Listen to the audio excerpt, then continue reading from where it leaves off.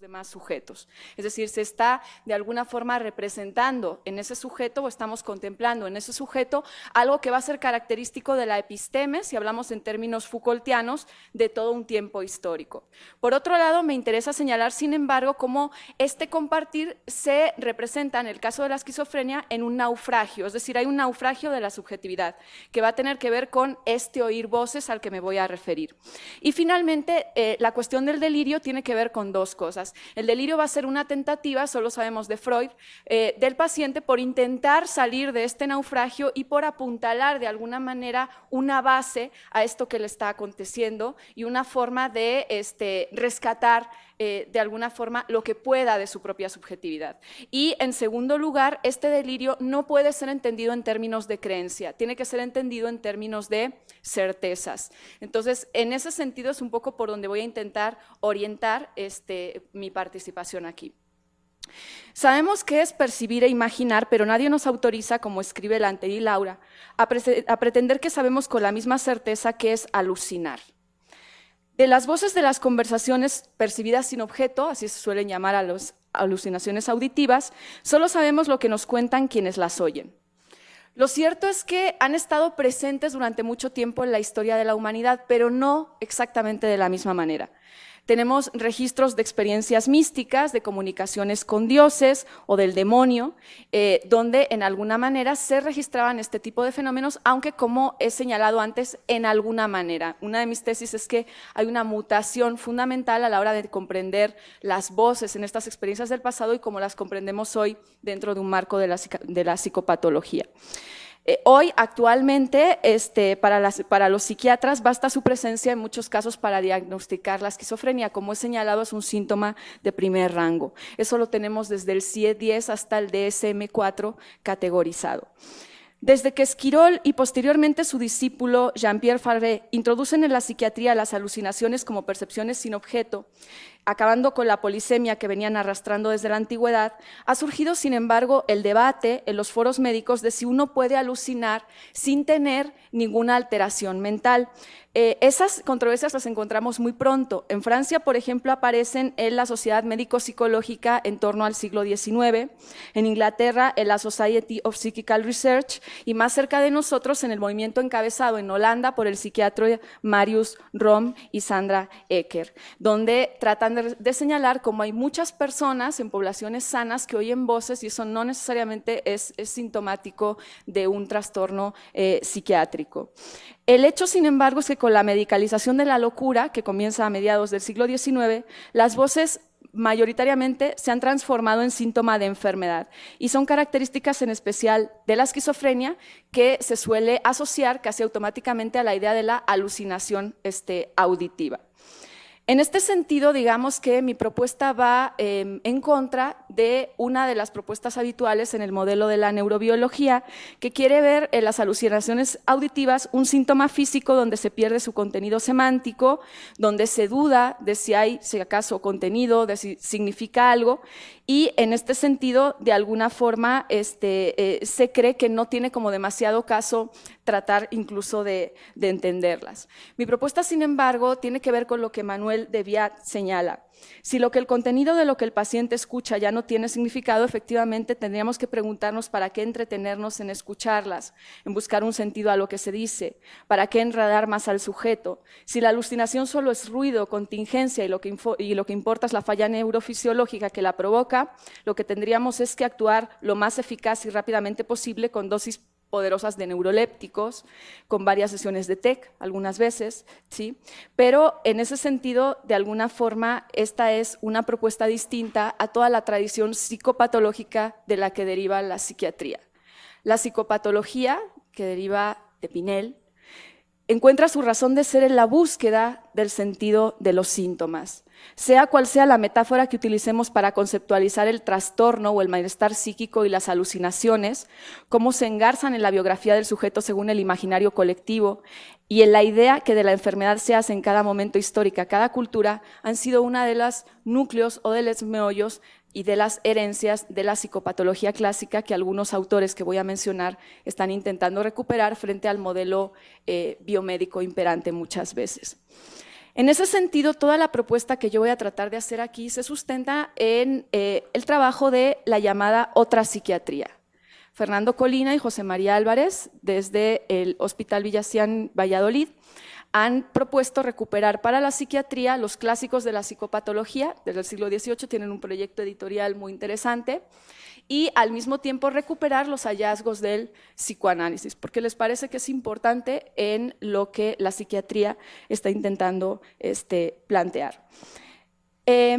Fernando Colina y José María Álvarez tienen a este respecto una tesis controvertida, pero que a mí me parece sumamente sugerente, y que tiene que ver con esta idea de la esquizofrenia y la vinculación social, que a su vez está atravesada por la historia, que es un poco también lo que creo que estaba planteando el doctor Braunstein hace un momento. Ellos plantean la pregunta por el origen histórico de la esquizofrenia. Hay que tener cuidado con esto. Ellos no están planteando que no exista la esquizofrenia o que de alguna manera no la gente no enferma tenga un patos, un determinado patos. Lo que están planteando es que nuestra forma de experimentar un patos, cuando estamos en una cultura medicalizada, diríamos de enfermar, de alguna manera no es siempre históricamente la misma. Y en este sentido les parece que en la esquizofrenia aparecen características muy particulares que tienen que ver con la emergencia precisamente de un sujeto moderno. En este sentido, ellos señalan lo siguiente: la pregunta acerca del origen histórico de la esquizofrenia, una pregunta ciertamente comprometida desde el punto de vista ideológico y compleja de argumentar, se formula a partir de tres supuestos generales. El primero va a considerar que las enfermedades del alma o mentales están sujetas a variaciones a lo largo de la historia. El segundo va a considerar que hay que atribuir estas variaciones sobre todo a los universos simbólicos. Y el tercero va a plantear que el origen de la esquizofrenia, que ellos van a sintetizar sobre todo en el fenómeno de automatismo mental, que describe también Clarenbeau, y de la xenopatía del lenguaje, es relativamente reciente. Voy a tratar de explicar un poco por qué. Ellos utilizan el término xenopatía. Xenopatía es una de las palabras que se puede utilizar para hablar precisamente de un sujeto escindido, de un sujeto que no tiene concordancia, de un sujeto disgregado, la misma palabra de la que deriva también la idea de esquizofrenia. La xenopatía incluye entonces la representación de una fractura interior, pero aporta algo que las otras descripciones a las que me he referido no aportan. En primer lugar, el elemento extraño o extranjero, xeno, es un término griego que está ligado con la extranjería, con lo extraño. En segundo lugar, patía tiene que ver con el padecer. Entonces, la xenopatía tendría que ver con que hay un elemento extraño, que en este caso lo veremos, va a ser el lenguaje, por eso son alucinaciones auditivas, que el sujeto va a experimentar en la experiencia esquizofrénica como algo que se le impone, como algo que le es totalmente ajeno, como algo que no sabe que es parte de su propio monólogo interior. En ese sentido, esta imposibilidad de experimentar el propio lenguaje, el propio monólogo interior, el propio pensamiento como propio, los propios actos, las propias sensaciones corporales, de ahí esta extrañeza permanente que muchos de estos sujetos tienen con respecto a los procesos de su propio cuerpo, o los propios sentimientos como si fueran impuestos, ajenos y provinieran de otro lugar que no son ellos mismos, de alguna manera caracteriza a este tipo de subjetividad. Es una subjetividad que no se concibe a sí misma como agente, sino como receptora, como algo donde le insertan ideas, le insertan pensamientos, tiene que escuchar cosas que no quiere escuchar, etcétera, etcétera, etcétera. Bueno, en este sentido, la hipótesis histórica de la esquizofrenia, ahorita voy a señalar por qué ellos creen que esta relación inédita o este trastorno que pasa por la relación que tenemos con el lenguaje es algo que de alguna manera forma parte de una experiencia moderna. Sin embargo, he de señalar antes que la defensa del origen histórico de la esquizofrenia también ha sido propuesta desde la biología.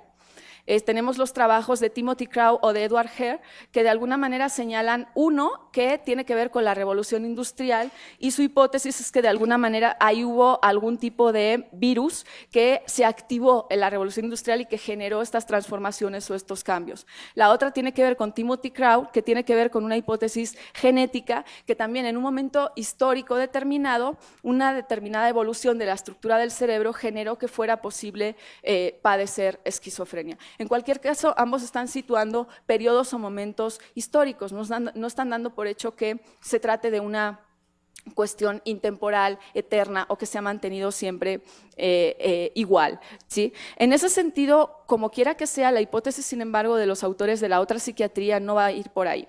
Va a ir porque si nosotros queremos plantear una aparición del origen histórico de la esquizofrenia, y lo que tenemos en la esquizofrenia es un sujeto que tiene una transformación, un trastorno particular, hay que ver qué mutaciones ha sufrido esa subjetividad. Hay que pasar por una historia de la subjetividad. Entonces, de alguna forma, el sujeto moderno es distinto del sujeto griego. El sujeto moderno ha pasado por eso que Foucault llamaba el doble empírico trascendental. El sujeto moderno es aquel que, desde Descartes, de alguna manera articula una doble función. Primera, la que deriva de la reflexividad del yo y rige cualquier relación interpersonal establecida, y en ese sentido también la que nos dice Hegel: sujeto es quien trata con los demás y al mismo tiempo tiene como este punto metarreflexivo. Se observa a sí mismo y se juzga en un acto de indagación interior. Entonces diríamos, el sujeto moderno es aquel en el cual se llega a ser sujeto porque se es a la vez para el otro y para uno mismo. Entonces hay como una especie de duplicidad. Esto se complica si recordamos además el hallazgo de Freud con respecto al sujeto, de que el sujeto no es dueño enteramente de su casa y de que en su propio interior habita otro que le gobierna y le confunde. Entonces, en ese sentido tenemos el retrato de un modelo de subjetividad que va a ser inédito con respecto a otros modelos o ideas de sujeto anteriores en otras épocas de la historia. Es este sujeto el que se va a volver esquizofrénico, según estos autores, no otro, ¿sí? Por eso no va a tener caso retrodiagnosticar a gente de la Edad Media o al pobre daimón socrático con esquizofrenia. ¿Sí? De alguna manera no va a tener sentido porque vamos a ver las características que ellos van a estar señalando como propias de este sujeto. De alguna forma, características propias de este sujeto moderno que se enferma y acaba teniendo esquizofrenia son la atomización del lenguaje y del cuerpo, la querencia por el encierro solipsista y el alejamiento de los semejantes, ¿sí? En ese sentido, de alguna forma, me voy a centrar en las alteraciones del lenguaje porque creo que es lo que más nos va a dar pistas a este respecto. De alguna forma, nuestra relación con el lenguaje se ha transformado a lo largo de los siglos. La novedad de la esquizofrenia, en este sentido, radica en esta transformación que en la esquizofrenia se ve de manera muy dramática, reflejada del cambio en el trato con la palabra. Por ejemplo, si nosotros comparamos la situación actual con la antigüedad, es necesario recordar que los griegos no tenían ningún término para lo que nosotros llamamos lenguaje. No lo tenían, hablaban de logos, pero logos no era lenguaje. ¿Por qué logos no es lenguaje? Porque hay una íntima unidad entre las palabras y las cosas. No se ha producido esa distancia donde uno tiene que distinguir entre una palabra, la cosa, y luego plantear qué relación hay entre la palabra y las cosas. Ese proceso es muy bien retratado por Foucault en el libro que lleva ese nombre, Las palabras y las cosas. ¿Sí? Entonces, ¿qué pasaba en la antigüedad clásica? El nombre se sentía como parte de su portador, lo que en cierto modo volvía propios todos los nombres, porque no había esa separación entre la palabra y la cosa. En cambio, los modernos hemos conocido una independencia creciente del lenguaje que se concreta en una doble amenaza. En primer lugar, la realidad se ha ido entreabriendo un hueco en el que las palabras ya no aciertan a delimitar. Es decir, se nos plantea el problema de ¿las palabras representan o retratan la realidad? ¿Cuál es la relación entre nuestras palabras y las cosas? Esa es una cuestión importante. Esta mutación entonces implica que la separación de las palabras de las cosas haga que nos tengamos que preguntar por la relación que hay entre palabras y cosas. La segunda amenaza remite al descubrimiento de una nueva materialidad de la palabra, es decir, el lenguaje se vuelve protagonista. Como ya no se identifica con las cosas, sino que tiene poder por sí mismo, asistimos a toda esta serie de giros lingüísticos cuyos antecedentes son mucho más anteriores, la gramática de Port-Royal, toda esta obsesión por todas estas ideas del lenguaje por el lenguaje mismo. El lenguaje empieza a adquirir una pesadez y una materialidad tan importante que en el campo de la literatura y de la novela, pensemos en James Joyce, se convierte en el protagonista. Los protagonistas ya no son los sujetos, no son las personas, es el flujo del lenguaje. Entonces, en ese sentido estamos asistiendo, o somos sujetos atravesados por una concepción del lenguaje absolutamente inédita. En ese sentido, pensemos también en Saussure y toda la idea de significante y significado y la importancia que va a tener un significante, que es muy característico de la esquizofrenia, que aplasta literalmente a los significados, ¿no? Entonces, bueno, para entender un poco esto, siguiendo a Angela Good, me acordé de la clasificación que Foucault hace en Las palabras y las cosas, y donde habla de una enciclopedia china, de la cual a su vez Borges va a sacar un ensayito que se llama Lenguaje analítico de John Wilkins. John Wilkins fue el fundador del Colegio Invisible, precursor de la Royal Society, fundada en 1660, y la pretensión de Wilkins era crear una suerte de lenguaje general, que es otra de las pretensiones. Bueno, yo vengo de la filosofía, entonces, bueno, la filosofía, el positivismo lógico y todas estas corrientes, la filosofía analítica, tener como esta idea de un lenguaje universal donde el equívoco ocupe el menor lugar posible, ha sido como una preocupación absolutamente recurrente, ¿no? Entonces, bueno, John Wilkins de alguna forma ahonda en las dificultades de la idea de crear un lenguaje universal y pone como ejemplo a esta enciclopedia china, porque para nosotros parece que no tiene ni pies ni cabeza. Foucault la utiliza para mostrar un sistema de clasificación de pensamiento que nos sería absolutamente bizarro y extraño.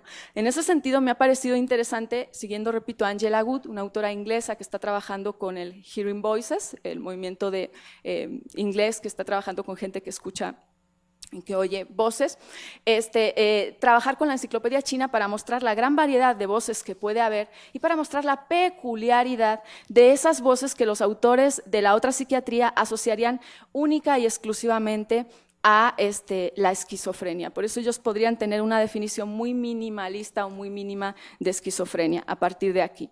Entonces, bueno, dentro de la enciclopedia china aparecen distintas clasificaciones. Les digo que lo interesante es que ninguna tiene que ver absolutamente con nada y nos dejan absolutamente perplejos, pero pueden ser divertidas para disparar el pensamiento. Yo, siguiéndola, creo que hay voces que pertenecen al emperador, que son las del DSM-4, son las que el DSM-4 caracteriza como las voces típicas de los pacientes que comentan los pensamientos o el comportamiento del sujeto, o dos o más voces que comentan entre ellas comportamiento de este sujeto. Sería lo que son del emperador porque corresponden a la autoridad médica, sería lo que pertenecería a los síntomas de primer rango de Schneider para diagnosticar la esquizofrenia, por ejemplo,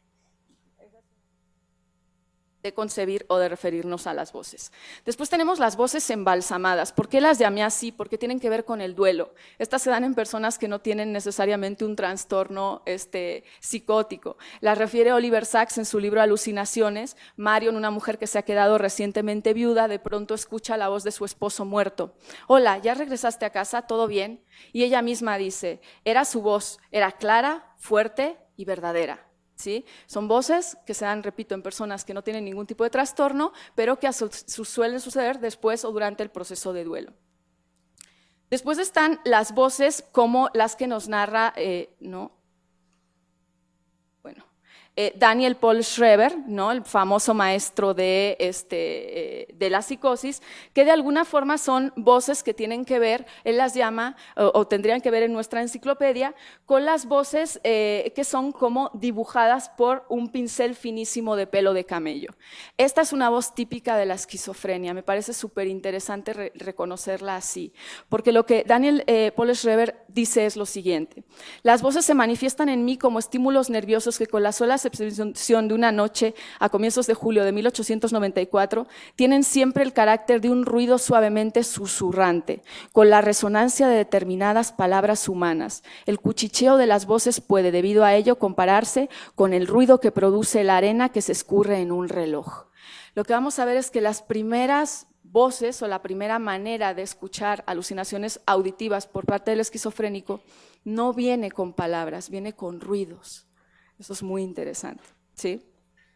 Bueno, hay también voces que son las amaestradas, que son esas alucinaciones auditivas poco espectaculares, experimentadas entre el borde de la vigilia y el sueño, que según un estudio de 1998, experimentaría el 80% de la población. Cuando te estás medio quedando dormido y crees que alguien te habla o crees que escuchaste algo.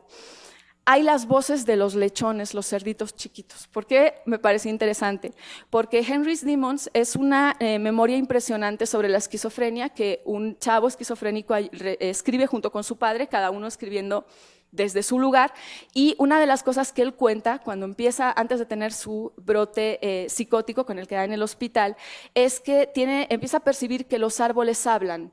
Pero ¿cómo hablan los árboles? Él dice, chillan como cerdos, es decir, emiten ruidos, todavía no tenemos palabras formadas. Después tenemos las voces de las sirenas son las que hechizan con su canto. Podríamos entender por voces de sirena, entonces las que cobran sentido en los contextos de brujería y de ataques espirituales, que son admitidas en múltiples comunidades. La idea de que alguien pueda escuchar algo aunque los demás no lo escuchen, eso no necesariamente se traduce en una experiencia patológica.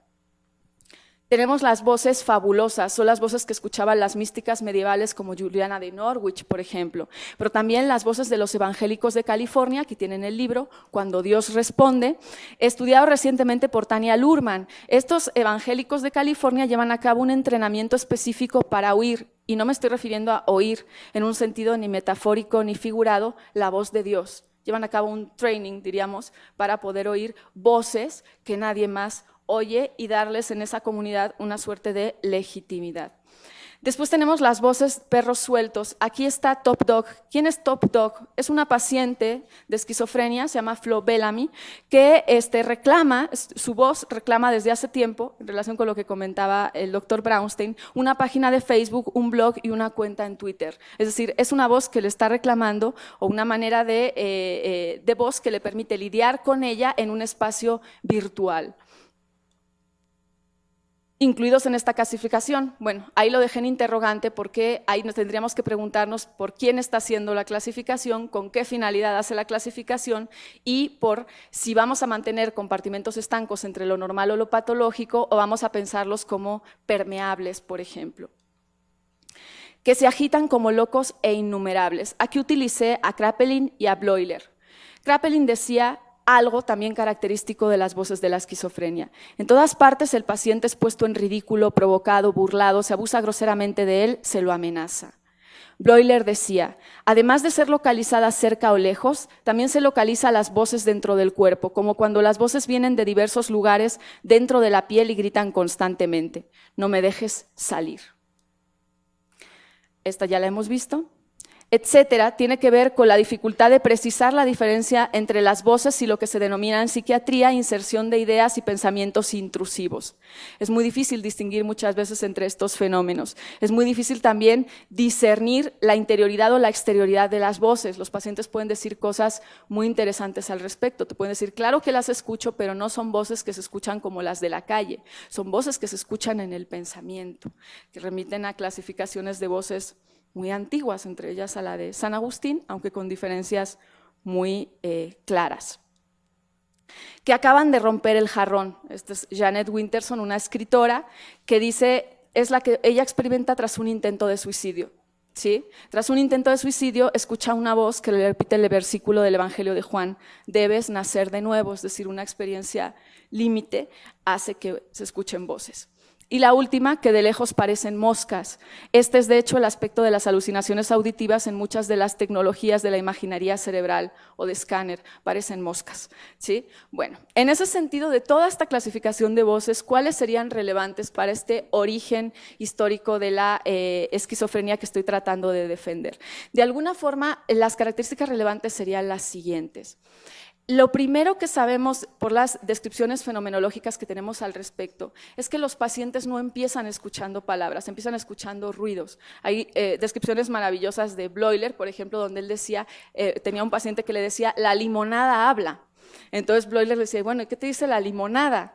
no sé, habla, o sea, es como un murmullo extraño, algo me está hablando y no sé qué es. Es como una especie, como si el lenguaje o la relación que sostuviéramos habitualmente con el lenguaje dejara de funcionar y estallara. En ese sentido, el lenguaje adquiere vida propia y su relación con las cosas se ven problematizadas, es decir, las palabras mismas adquieren una pesadez o una densidad que hace que un paciente, por ejemplo, si tú le dejas leer todo un texto completo, a lo mejor se clave con una sola palabra porque para él es demasiado importante y no puede dejarla pasar, no puede pasar a la siguiente, no puede entender absolutamente todo el contexto del texto. Sin embargo, en ese sentido, lo que tenemos como palabras, que además suelen tener este carácter imprecativo o de insulto, viene en un segundo momento.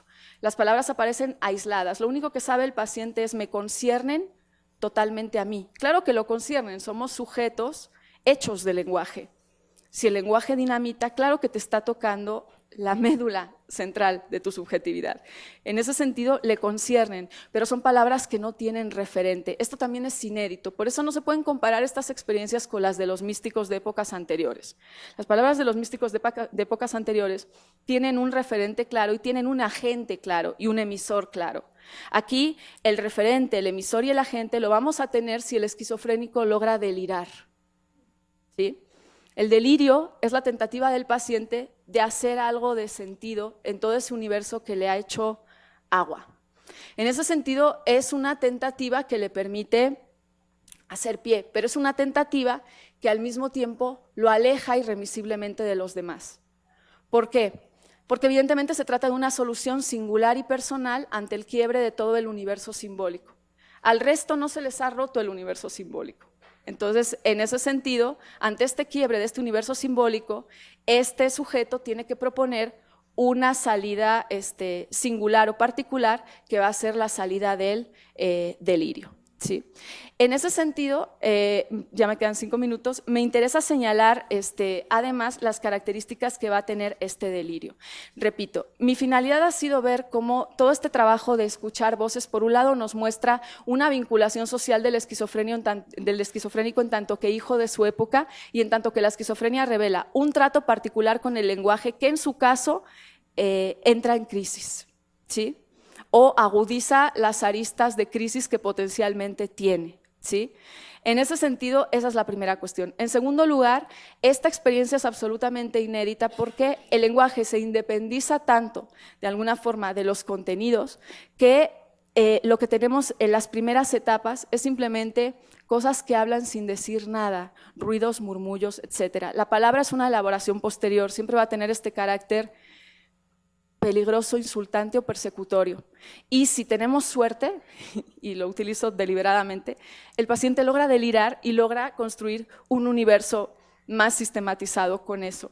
En ese sentido, esa es su salida. Esto muestra al mismo tiempo que si bien es un sujeto social y un hijo de su época, al tener que buscar esa salida frente a su crisis, se aleja irremisiblemente de los demás. Es una salida que lo coloca en una situación de falta de comunicación con otros o de comunicación muy complicada en muchos sentidos.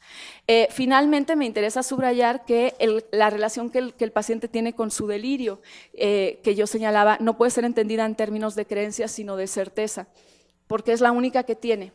Cuando el universo de sentido ha sido dinamitada, el paciente no puede tener creencias, el paciente tiene certezas. Creencias tenemos todos nosotros, que sabemos perfectamente que en la vida social uno más o menos se tiene que hacer pato con muchas cosas. Y no nos las creemos del todo, pero jugamos el rol. Eso es un sujeto que hace más o menos pie. Cuando se ha producido un desquiciamiento de todo el universo de sentido, el psicótico no puede hacer eso, necesita cimientos firmes, necesita certezas, no necesita creencias, entonces no cree nada, tiene certezas, generalmente es una y generalmente es inamovible. En ese sentido, muchos autores han propuesto llamar no creencia, sino certeza delirante a esta médula que va a sostener finalmente la subjetividad del psicótico. No me da tiempo a profundizar más, pero bueno, creo que con esto se habrán podido dar una idea. Muchas gracias.